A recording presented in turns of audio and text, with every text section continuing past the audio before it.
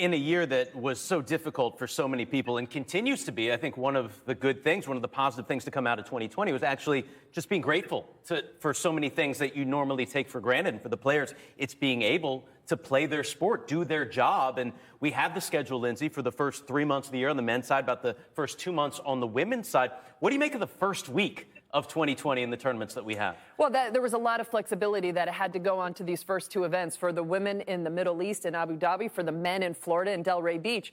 The tours had to adapt pretty quickly to find places that would accept these players, that would allow a tournament to go on, that would still meet the deadline of the planes going to Australia so the players can get there in time to quarantine.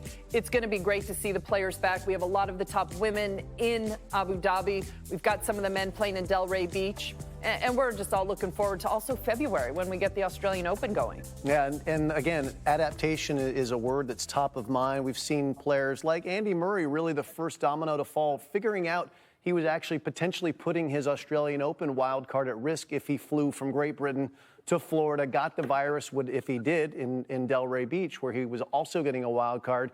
He'd be stuck there, not able to get on the charter flight and play. So he prioritized. And then we've seen players like Milos Raonic and others, Riley Opelka, follow suit. So Andy kind of figured that piece out. Other players, I think, they awoke to that reality also. It requires flexibility at all times this year.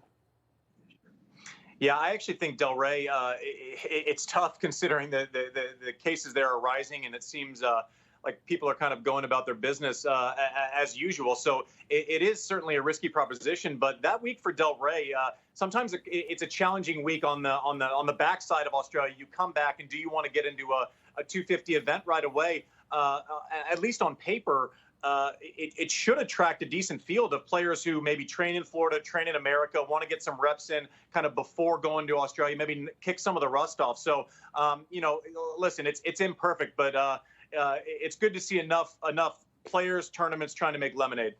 I mean, certainly some players will want to gain points because you can still gain points at this point. You can't lose points. And then others prioritizing that first major, wanting to get to Australia and being able to play there. Speaking of getting to Australia, Andy, when it comes to that, you know now that you're going to have to quarantine for 2 weeks when you get to Melbourne. And there's a lot of rules on that, who you can stay with, who you can hit with, and how much time you have. What do you make of the rules in Melbourne once you get there? Yeah, I think we could do an entire show about the strategy of how to actually navigate this 2-week quarantine in Australia. I'm kind of learning about it, and I know it's a bit of a fluid situation. The way I understand it, 19 hours of the day, there's just nothing to be done, nothing to be said, nothing to strategize. You're in your room, and that's the way it is during quarantine. For 5 hours, you're allowed out, and you got to chop up practice, potential fitness, physio work. Now, how many people can be with you on site? I think it might be one. So you got to kind of prioritize the physio fitness part versus the actual on-court part. For the first week of quarantine, you're allowed to only practice with one other person. So there's a lot of thoughts that go into that as well. How do you pick that perfect practice partner leading into a Grand Slam? There are a million things that are necessary. But from a selfish player's perspective, without the bigger picture in mind, you got to figure out how you're going to get ready for a Grand Slam and what practice partner, what type of player, what type of personality fits into your preparation. I think it's a fascinating practice. I'm truly curious to hear what Lindsay and Jim have to make of it. Well, it's interesting. If you ever walk the grounds of a major the week before, a lot of the top players don't play, but you also see the players try and get ready. You see rackets being thrown. You see a lot of stress. So now imagine the players, they have a limit on their time. You get this court, you only get it for 2 hours a day. Some players, Nadal comes to mind, he likes to practice 4 or 5 hours, really get his game going. Now he's got 120 minutes and that's all. Can't imagine the stress that's going to be going on in that practice. For a lot of the top women, they normally hit with hitting partners. They have to hit with another player. We'll learn more about those cohorts as the week goes on, but it's going to be a preparation like nothing we've ever seen for these players. Yeah, there's no doubt about it. How do you manage that? What can you do in your hotel room, too? Because you can do certain fitness things. They've talked about potentially providing treadmills or bikes for the players in their hotel rooms to give them some cardio opportunity as well. There's going to be a lot to pull together. We have to realize the Australian Open is extraordinarily physically demanding. Typically, it's very hot. Even if we're playing it a little bit later in the year in Australia as it gets more closer to their fall in February, you could still have some really hot days. Are you ready for that? And have you been able to get what you need? And what happens if the person who's your single practice partner, they get COVID?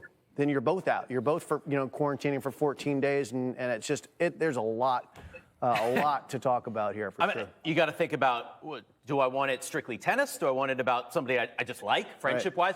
Or health, somebody that I know is going to be safe as well. Andy, in your time, who would you have wanted to be your quarantine hitting partner, and who would you absolutely say no thank you to? Yeah, you nailed it.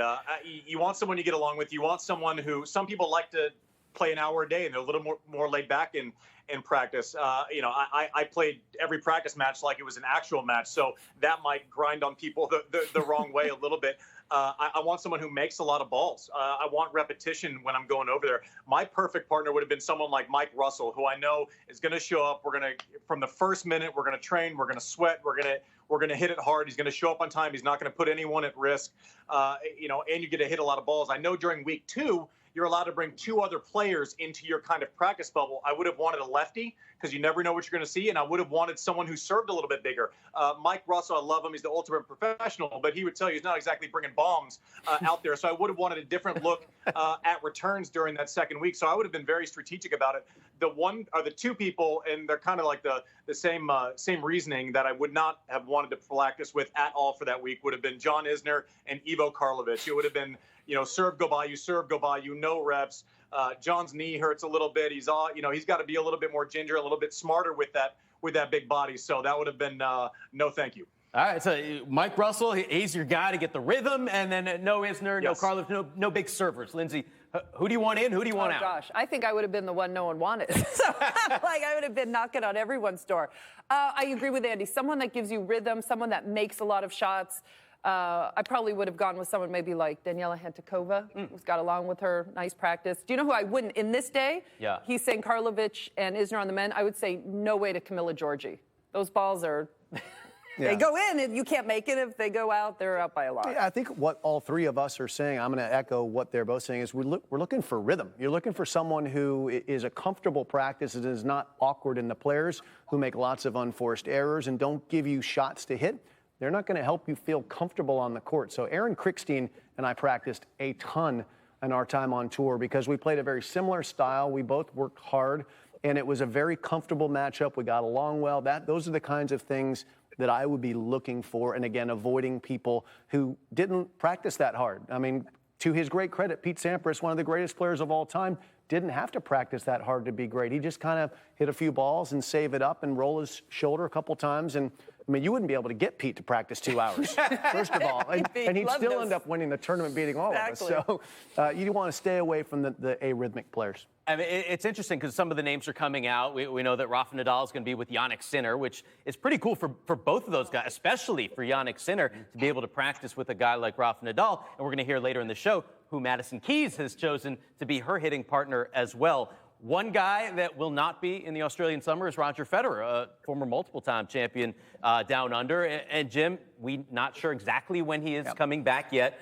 but what do you expect from the 20-time Grand Slam champion when he returns in 2021? What I do expect is that the wizardry with the racket will be intact. He will not have lost his racket skills. The big X factor is the movement. He's had not 1, but 2 knee surgeries. It has not come back as quickly as he or his team had hoped. He had hoped to be able to play in Australia. Where's his movement at? I mean, he's a guy who can play and has played first strike tennis his whole career. He could ratchet that up even higher if he's not moving as well. But if he's not moving comfortably, it's going to be a tough road for him to go 7 matches best of 5, which is what he's here for. But listen, anytime that we get a chance to see him again, gratitude. I mean, he's just so fun to watch, and I just hope I hope for his sake, he'll get to play out the string and play as long as he can, but we'll get to see him selfishly a bunch more.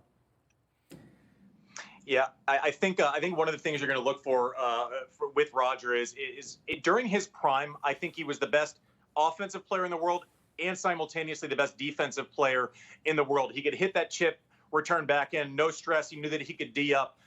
That changed even before this last injury. We all made a big deal about the bigger racket. He's taking cuts on his back, and that was out of necessity. He had lost his head. He didn't want to play defense as much. If the rally wasn't over in the first 2 or 3 shots, he was going to make sure it was over by the 4th shot, unless it was a deuce or a 30-all point. Similar to what we saw from Pete Sampras through a lot of his career. So Jim's spot on.